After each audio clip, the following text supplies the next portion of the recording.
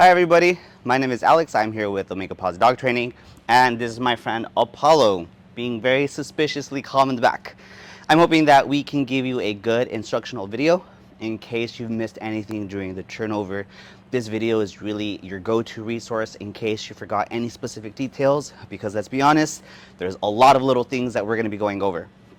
So right now while he's kind of doing his thing, being super cute in the back, I do want to kind of show you the e-collar a little bit. I do have an instructional video specifically on how to use it, but just a couple of things that we want to go over before we use it. The number is always going to range. You want to consider your e-collar kind of like your second voice.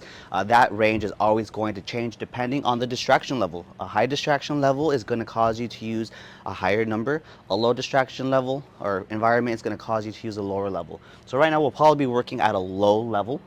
Enough to get his attention, but never so much to where we're seeing really any physical responses.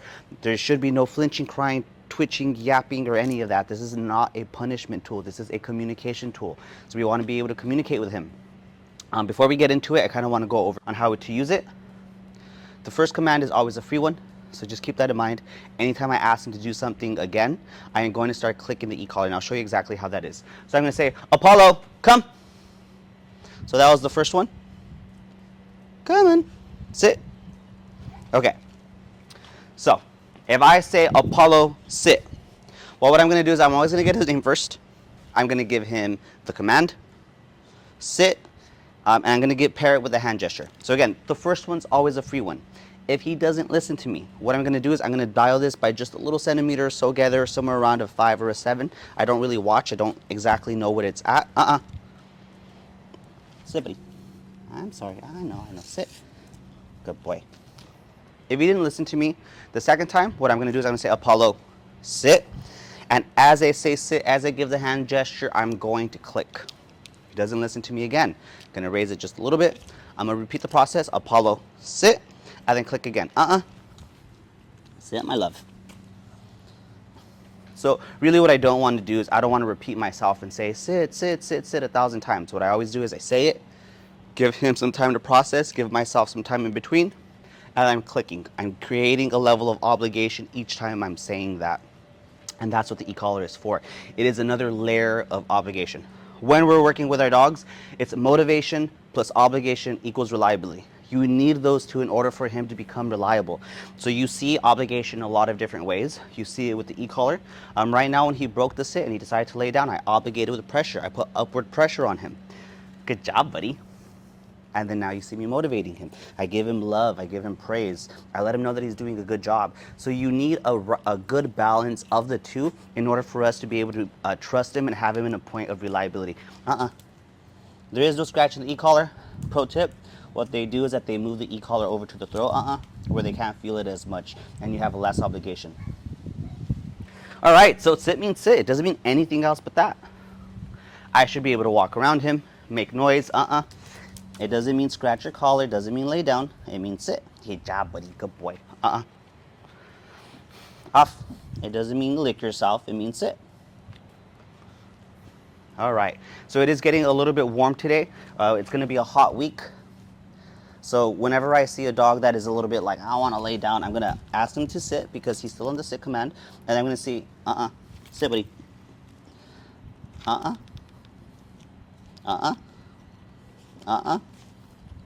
So as much as I know that he wants to lay down, I'm not going to let him. Sit, buddy. So each time he lays down, I'm going to click,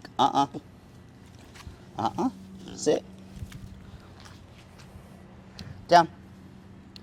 And then I'm going to ask him to lay down. That way it's done on my terms. So you saw that he wanted to lay down. I understood that. But he can't just lay down because he wants to, because sit means sit. So you got to kind of do the back and forth with him a little bit. Once he kind of gives up, he's like, all right, I'll do it the way that you want. Then we can compromise and give him what he wants. And that's really the key about dog training. It's a lot of compromise.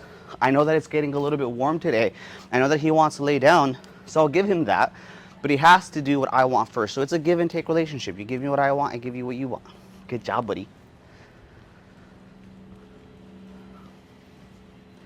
All right, so down is the same concept. If I have asked him to down, I would have said Apollo down. So I say his name, the hand gesture. First one's always a free one. And if you didn't listen to that, I'll say Apollo, down and click. I'm going to increase the click each time I have to repeat myself. Now, another key point that you want to keep in mind is that, say that I went all the way up to a 20. And at a 20, I saw kind of a twitch, a flinch, but he laid down. That's good that he laid down, but I don't like that twitch a whole lot. So I'm going to dial it back a little bit, right? Now that he followed through, I'm going to pull back that second voice a little bit.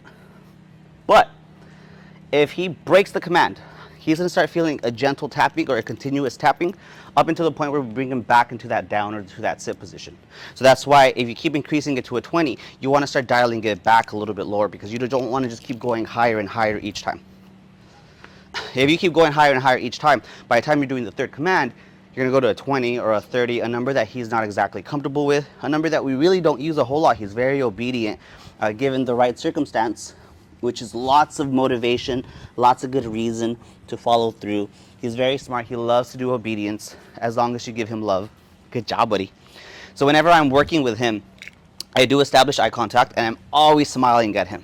I'm projecting this energy of, this is really fun, we're having a great time, this is exciting, this is a normal part of life, but it's the way that we bond. And he just does it. So always important that you're smiling at him. Dogs are not auditory the way that we are.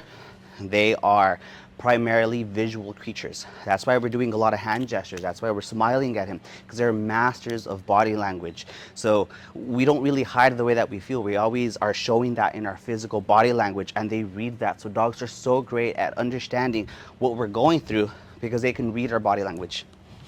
He's a good boy. Oh, you're so cute. So right now he is on the down command, so I'm not going to rub his belly, although I'm very tempted. But what I'm going to do instead is I'm going to give him a release command. Now there's only two ways that he can get out of a command. I could either give him another command, or I can say, break! Good job, buddy. Good job, buddy. Yes, a command. That's my command. Now, a break command, metaphorically, it's like giving him like 5 or 6 treats at once. You want to celebrate him because a dog to be able to lay down, especially when there's distractions, is a lot of work. So you want that tail to be wagging. You want to throw your hands up and you want to yell and scream and throw a big party for him. Break command is so important because it is a reward system. It's not just about clarity, it's about reward as well. And because he's so affectionate, he's so loving, giving him all of that love, praise, affection is the way that he's going to really associate great feelings around training. Okay, so we're going to work on the recall one more time. I'm going to say his name. Now, something about recall that I want you to keep in mind is that we use treats a lot. When I get him to sit, we originally have a treat. We put that treat in the back of his nose and the back of his head, and that's what gets him to sit. When we ask him to lay down, we put a treat down and we point to the floor. That's what gets him to lay down. The reason why I'm bringing this up is because when I say come, we usually use treats. It comes from my right hand, and then on my left hand, I offer him another treat to get him to sit. So I'm going to say, Apollo, come. So right when he gets to this point, I'm going to hide my hand. Oh, sit. Not quite, buddy. Come on, this way. Oh, nope. Okay, so he's kind of looping in my front side. I want him to loop in my back side. Come on. So I'm gonna get my hand a little bit closer to that nose. This way, right here. Come on, buddy. You're making me look bad. Sit. All right, we're gonna try that one more time. Come, this way. Right here, come on. Sit. Yeah, good job. Down. Down. So you kept sniffing me a little too much, so I clicked. Down. It's right here, I'm clicking down. Good job. Okay. So we might need to work on that a little bit. He understands the concept. He comes to you and he loops around you, but he's looping in my front. I want him to loop on my backside. There's a couple of reasons for that. I really want you to start to understand him at a different level. And the way that we understand our dogs in a deeper level is by understanding their body language. Understanding their body language is going to allow you to predict him. So that's why we do it a little bit more complicated. Life or death situation, I don't really care that he loops. I just care that he comes to us and he stops whatever dangerous behavior is happening. But for now, I want you guys to work on something that's a little bit more harder. So we come with the recall here. We have a treat on our left hand and we get him into the sit. Not a down, a sit. He does sometimes come and lay down. So you want to keep that in mind, that we want to obligate, physically prompt him back into that sit. Now, you could do a come, sit down, perfectly fine. But if it's a sit, he has to do the sit. All right. Try that one more time. Come on, this way, right here, come on. Sit. Yes, a good boy, that was so good. All right, down. Okay, so I call it being on the path. If he's over there and I tell him to come towards me, if he's coming towards me, I'm not clicking. The moment he starts to veer off, starts sniffing, starts to get distracted, I say, I click and he comes back. Now you have to keep in mind that and off are pretty much the same thing. It's interchangeable. It means stop doing that. Quit it. Don't you dare think about it. So right there, he got off the sit. Down. So I said the first time. I didn't click on that one. And then he's not laying down. Down. So now I'm going to click. I raised it a little bit. Down. Oh. Down. Down, buddy. Okay, so that was probably a little bit higher than what he's normally used to. This is very important. So this is something you want to keep in mind. His neck was pushing up against the e-collar. When that happens, the stimulation is going to feel a little bit stronger on the neck. So you want to keep that in mind because he might be on an average 15, which is what I had him at. He's been working at 15 this entire time. But now that he was pushing up against it, it felt more intense. Now you'll feel the e-collar, the 15, it doesn't feel painful, but it is uncomfortable, and that's a lot of the times why they yap.